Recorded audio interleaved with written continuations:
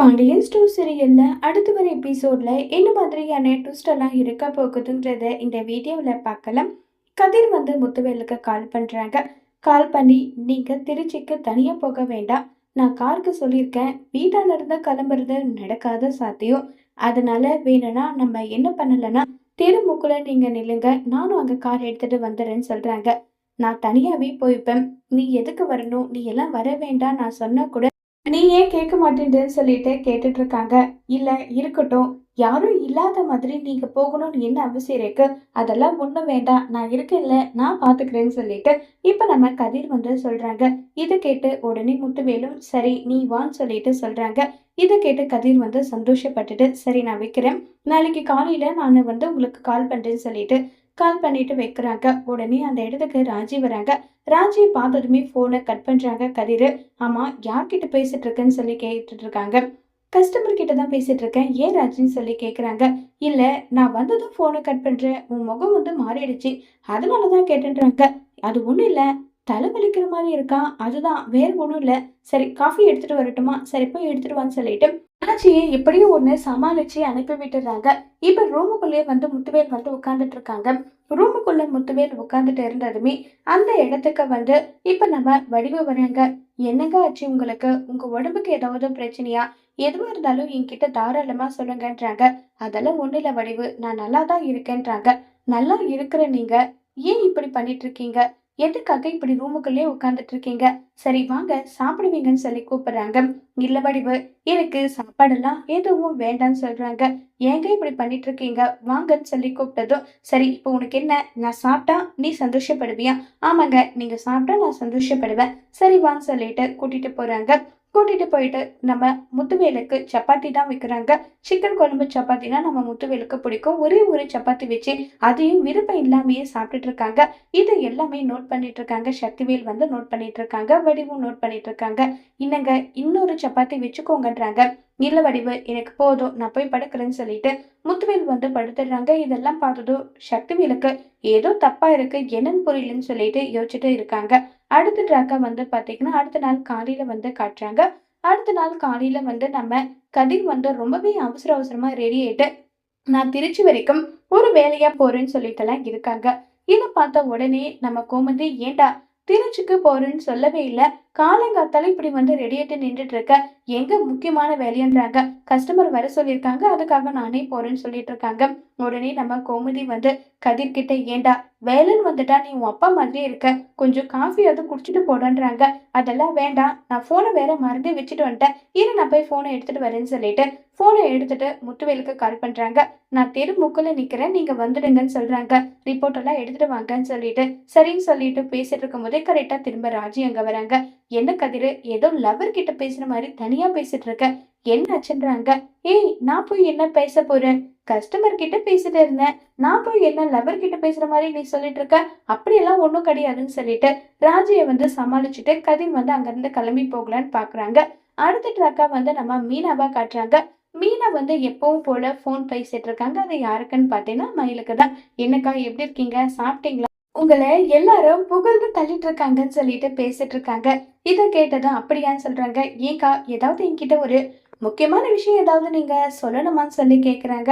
ஆமா, அது ஒரு முக்கியமான விஷயம் சொல்லணும், நான் நடந்து வந்துட்டு இருந்தேனா அப்ப சித்தப்பாவையும் அவங்களையும் நான் வந்து பார்த்தேன். சித்தப்பா ஏதாவது உங்ககிட்ட கோவமா பேசிட்டாரா? ஆமா, கோவமா தான் அவர் பேசினாரு. ஆனா நான் பார்த்தும் அவர் மட்டும் நின்றுட்டு இருந்தா, நம்ம தான் பிடிக்காதவங்களாச்சே, நம்ம போய் ஏன் பார்க்கணும், எதுக்கு பேசணும் அப்படின்னு சொல்லிட்டு நான் அமைதியே இருந்திருப்பேன்.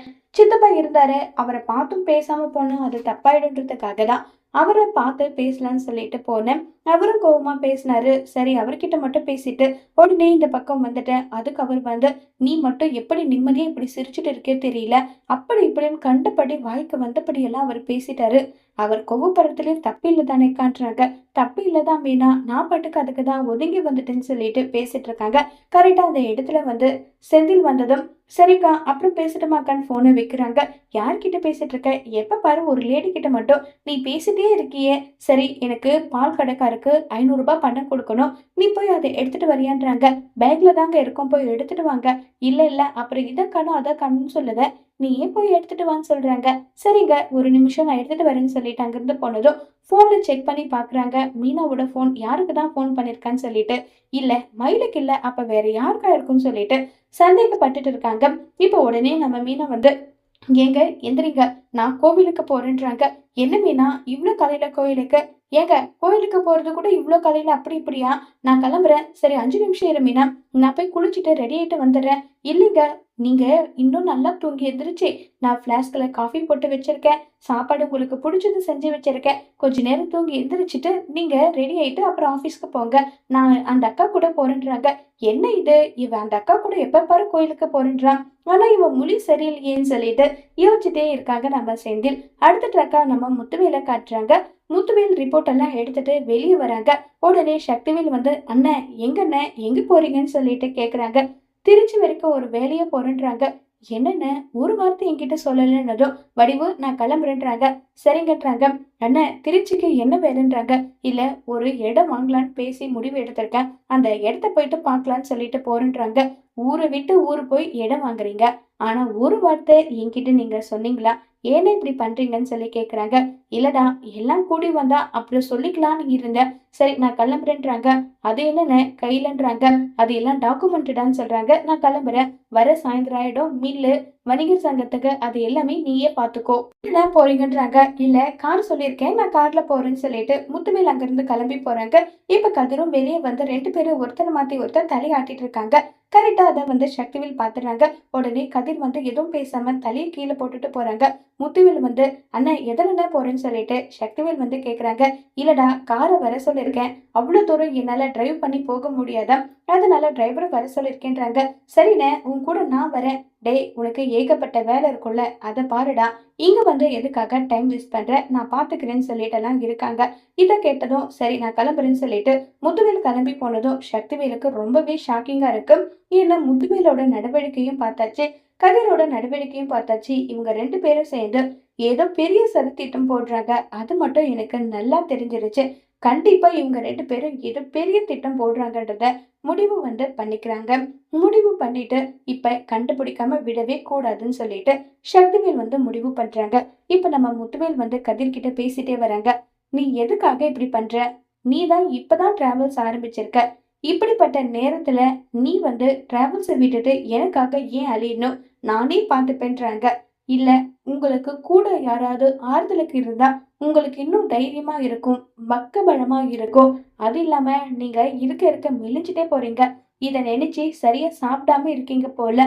எல்லாம் நல்லதாவே நடக்கும், உங்களுக்கு எதுவும் ஆகாது. ரிப்போர்ட்ல கூட பாருங்க, எல்லாமே பாசிட்டிவா தான் நடக்கும். இதை நினைச்செல்லாம் நீங்க வருத்தப்படாதீங்கன்னு சொல்லிட்டு இருக்காங்க. இத கேட்ட முத்துவேல் வந்து, இல்ல, எனக்கு எப்ப கேன்சர் இருக்குன்னு தெரிஞ்சதோ அப்பத்துல இருந்து என்னால நிம்மதியாவும் இருக்க முடியல, சந்தோஷமாவும் இருக்க முடியல, சரியா சாப்பிட முடியல, யார் முகத்தையும் பார்த்து பேச முடியல. நான் பொறந்ததுல இருந்து இப்ப வரைக்கும் யார்கிட்டயுமே ஊரு போய் கூட சொன்னதில்ல. இவங்க எல்லாரையும் பார்த்து இப்படிப்பட்ட ஒரு விஷயத்த நான் மறைக்கிறேன்னு நினைக்கும் போது மனசுக்கு ஒரு மாதிரி ரொம்பவே வருத்தமா இருக்கு. அதுதான், வேற எதுவும் கிடையாதுன்றாங்க. இவ்ளோ வந்து நீங்க கஷ்டப்படுறதுக்கு அவங்க கிட்ட உண்மையை சொல்லிட்டா உங்களுக்கு எந்த பிரச்சனையும் இருக்காது இல்லைன்னு சொல்லிட்டு சொல்றாங்க. இதை கேட்ட முத்துவேல் வந்து, அவங்களுக்கு எந்த ஒரு பிரச்சனையும் இருக்காது, ஆனா ஒவ்வொரு முறையும் என்ன பார்த்து அவங்க ஃபீல் பண்ணுவாங்க, அவங்கள பார்த்து நான் ஃபீல் பண்ணுவேன், இது எனக்கு தேவையில்லை, அதனாலதான் நான் உண்மையை சொல்லலைன்னு சொல்லிட்டு முத்துவேல் வந்து சொல்றாங்க. சரி சரி, டாக்டர் வர்றதுக்கு டைம் ஆயிடும், அப்பாயின்மெண்ட்டுக்கான டைம் கூட போகணும்னு சொல்லிட்டு கதிர் வந்து ட்ரை பண்ணிட்டு முத்துவேல அவ்வளோ கேர் பண்ணி கவனிச்சுக்கிறாங்க. முத்துவேல் எது எல்லாம் சாப்பிடணுமோ அது எல்லாமே கொடுக்குறாங்க. முத்துவேல் வேண்டான்னு சொன்னாலும் இல்ல, அவங்க எல்லாமே உங்களுக்கு எக்ஸ்ரே இருந்து ஸ்கேன் எல்லாமே எடுப்பாங்க, அதுக்கான தெம்பு உங்க உடம்புல வேண்டாமா, இதவே நினைச்சிட்டு இருந்தா ஒன்றாக போறது கிடையாது, தயவு செஞ்சு நீங்க நல்லா சாப்பிட்டாதான் உங்களுடைய ஹெல்த் நல்லா இருக்கும்னு சொல்லிட்டு கேர் பண்ணி அவ்வளோ அழகா வந்து கேர் பண்ணிக்கிறாங்க முத்துவேல். இதை பார்த்து நம்ம முத்துவேல் வந்து ரொம்பவே ஃபீல் பண்ணிட்டு இருக்காங்க. ஏன்னா ஒவ்வொரு முறையும் கதிரை பத்தி சீப்பா பேசினது, கதிரை பத்தி தரக்குறைவா பேசினதுன்னு சொல்லிட்டு எல்லா விஷயத்தையுமே நினைச்சு முத்துவேல் கண் கலங்குறாங்க. உடனே கதிர், என்னாச்சு, நீங்க பயப்படுறீங்களான்னு சொல்லி கேக்குறாங்க. இல்ல உன்னை பத்தி நான் தரக்குறைவா நிறைய விஷயத்துல நிறைய பேசியிருக்கேன். ஆனா எனக்கு ஒரு பிரச்சனைனதும் நீ எதை பத்தியும் கவலைப்படாம நீ எனக்கு உதவி பண்றில்ல, அதை நினைக்கும் போது எனக்கு அவ்வளோ சந்தோஷமா இருக்குன்னு சொல்லிட்டு முத்துவேல் கண் கலங்கி பேசுறாங்க. ஆயிரம் தான் இருந்தாலும் நீங்க என்னுடைய தாய் மாமா. உங்கள நல்லபடியா நான் பார்த்துப்பேன். என்ன ஆனாலும் சரி, கடைசி வரைக்கும் உங்களுக்கு துணையா நான் இருப்பேன். நீங்க இத நினைச்செல்லாம் வருத்தப்படாதீங்க. நீங்க சந்தோஷமா இருந்தா நானும் சந்தோஷமா இருப்பேன்னு சொல்லிட்டு கதிர் சொல்றாங்க. இத கேட்டு முத்துவேல் சந்தோஷப்படுறாங்க.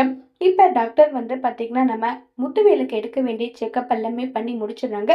ரிப்போர்ட் வர கிட்டத்தட்ட ஈவினிங் ஆகும்னு சொல்றாங்க.